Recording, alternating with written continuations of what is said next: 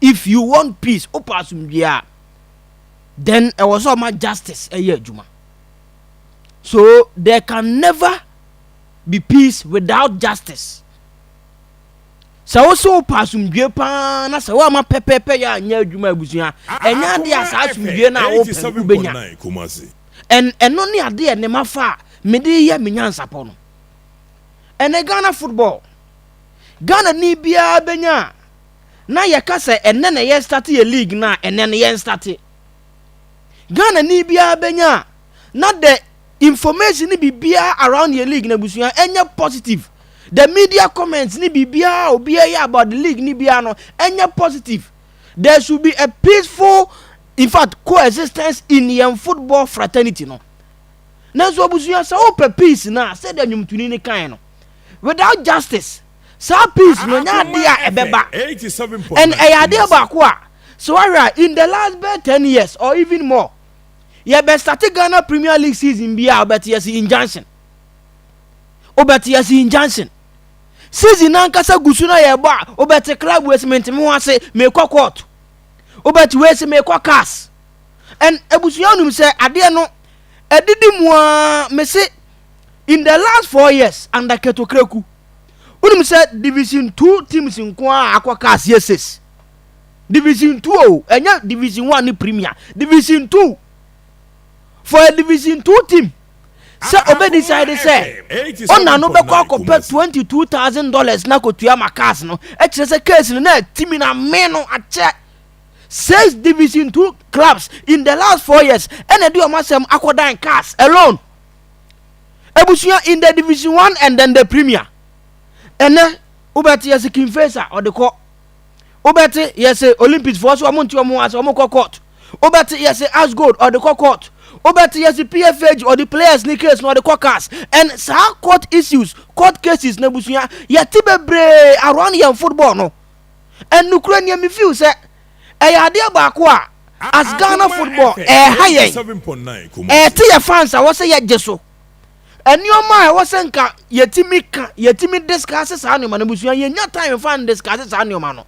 acquired court cases cars sa asem no nko an ye ka ene has 4 year problem come friendly games are as ibo almost teams ni be 11 na nse ya mo ko say atram for 6 asante kotoko nso e born de o be poso ebusuya kotoko chi we ya 1-1 na nse ya one corners no ase ne 5 em say Sunday class da be kotoko sawo games oba sekem e wo senka samre pre-season no ebusuya ya discuss sa ne o ma no ene se pepe betena se ya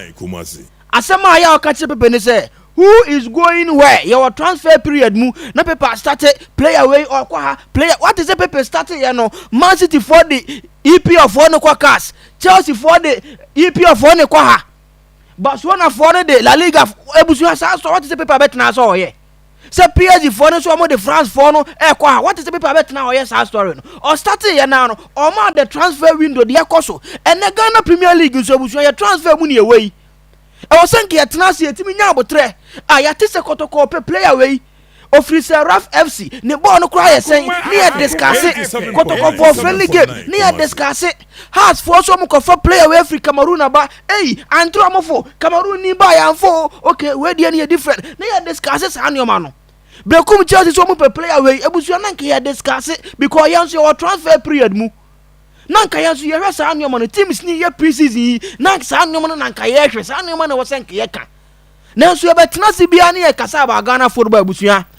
we de caucus we ye court case court ne say wa postpone we that say ne be di injunction no a whole lot sa anyoma no ba league ne ho abusua e ma negative publicity about the Ghana league and ade ba ko me hear me ye pa sa anyoma isu kwa ekoso nyina ne say the football people na abusua judicial systems in Ghana football omunyi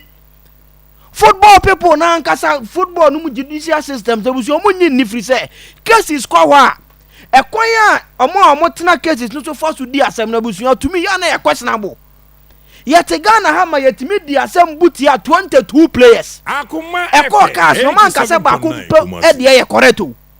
22 ni nyina ombogu yi esa akra sa boy efenika but sa asem we eko DC eko appeals ema omu nyina de tum say they are convinced players na ye bone asam kro we ya ko cars abusu omu say players 22 ni nyina obi anfa ne hunni na efe ne kran centuries ka mo so clearly e tell say yen judicial systems on abusu e wo form yen judicial systems na wo form sa upe peace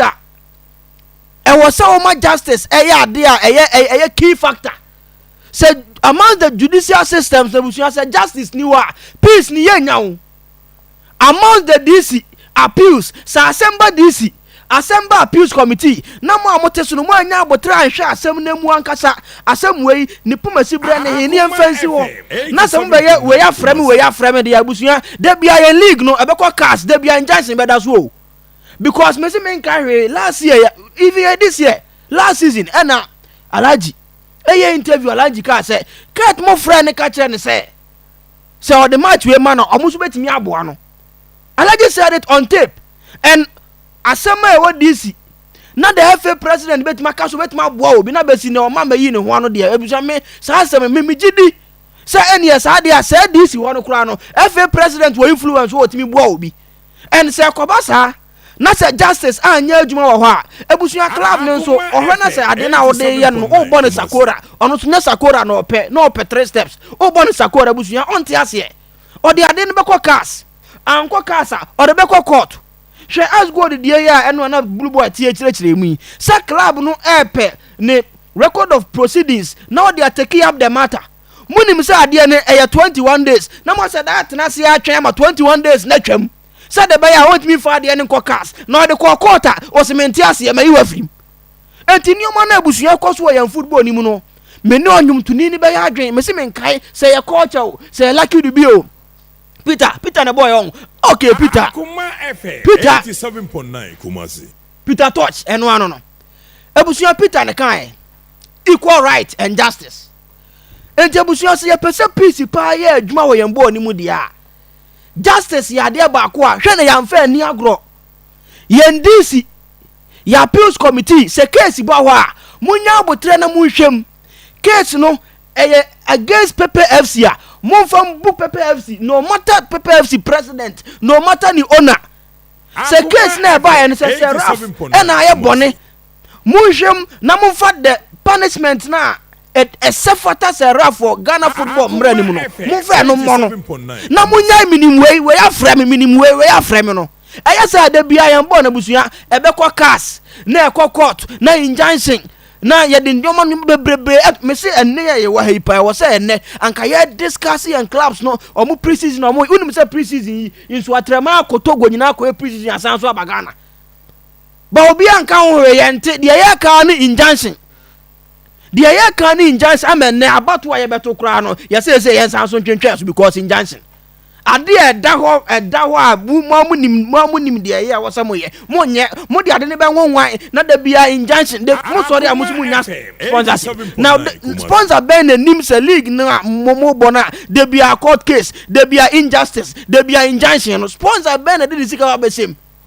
entimi de busu na masem tiawa the Ghana Football Association ampasa omo pe peace awo yembo ni mo a justice de omo fanya adwuma sa assemble DC assemble appeals committee empanyifo amowo Ghana football so ye president so ye vice so ye general secretary so ye wine don't influence mo amuti cases ne so no mo kwan mo obi ambe influence mo nka cases no said ye wasa mo kano na emboa because kete ba no me kai say o kan say oba timely, free and fair justice when okay can say no money nyina bebrebe but cat ba ye busu me say division 2 for one says na akwa castle for a division 2 team so obepa $22,000 dey akwa cast na busu ya say case na me no division 1 for the mai and never dey ya pama say pama you interested in doing football again or Ghana ha definitely ono so obekwa cast just because dey ya ni or the cast or case na abusuo no say ade nyina me de ya na me ya ne se senka clubs no e de cars e na cars ebogu a e kire senka de ye wo DC de ye wo appeals committee nka no ano no enti ene kwa de nka meka se clubs no mom na o me manso twefo but we de clubs no de asem ne ko cars na cars for na de ama clubs no me wa sa asem kro na no ye de ba discipline committee omubu egu club no so o de kwa appeal ni kwa de okwa omutime se san de otena so ne keke